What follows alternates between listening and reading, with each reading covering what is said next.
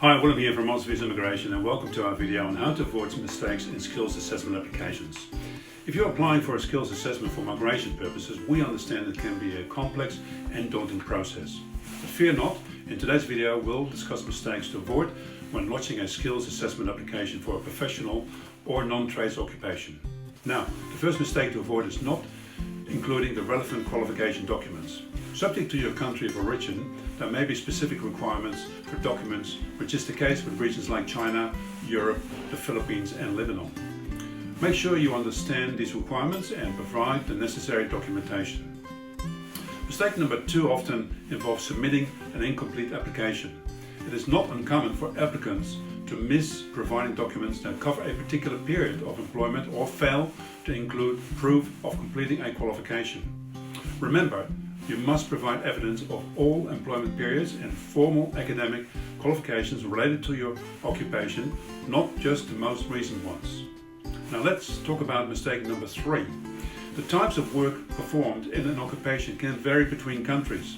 It is essential to understand the requirements for your occupation here in Australia. It is important to consult the Australian and New Zealand Standard Classification of Occupations, the ANSCO, to grasp the educational and work experience qualifications required for the specific occupation, including the relevant skills level required. Consulting with one of our agents can provide valuable insight with understanding what is required. The next mistake to avoid is not having sufficient employment duration when lodging your application. To meet the requirements, you must have at least a full calendar year of employment within the last 5 years from the application lodgement date. Ensure your employment history meets this criterion to strengthen your application. Another common mistake is made when lodging a priority processing application incorrectly. Priority processing is reserved for those who haven't received a negative outcome for the nominated occupation, want to renew a positively assessed application, or applying for a reassessment for a new occupation. Make sure to double check if you meet the criteria before opting for priority processing to avoid unnecessary complications.